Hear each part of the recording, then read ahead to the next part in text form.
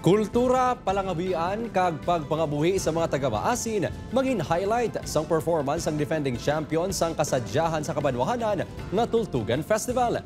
Si John Sala nakatutok.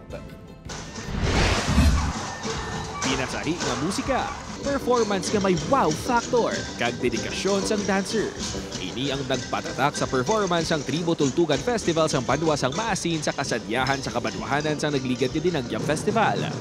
Subong nga tuig, sigurado nga hindi gid mapaslawan ang mga tumalanaw sa ila pagpasundayag sa kompetisyon. We will be highlighting this year the instruments gid solely, no? Purely bamboo made ang aton yung mga instrumento. And hindi lang na siya by showcasing it sa musicality, no? But as part of the performance. Apang magluwas sa matahom sa pamatinaan ng mga bamboo instruments, igapasalida man sang tribo ang madinuagon nga kultura sang banwa, pagtamdanay kag pagbululigay sa mga taga-maasin.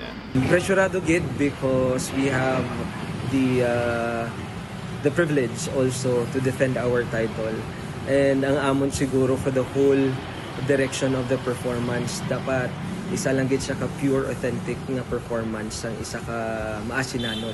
Magluwas sa defending champion, hindi man magpaulihi ang Kaing Festival sang Banwa sang Leon, Iloilo, Banaag Festival sang Banwa sang Anilaw, Hirinugyaw Sugidanunay Festival sang Kalinog, Crayov Hilikon sang Nulusena, Tangyan Festival sang Banwa sang Igbaras.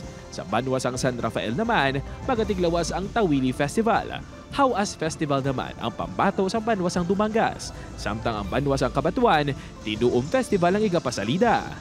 Upod kay Hans Desierto, John Sala. 1 Western Visayas.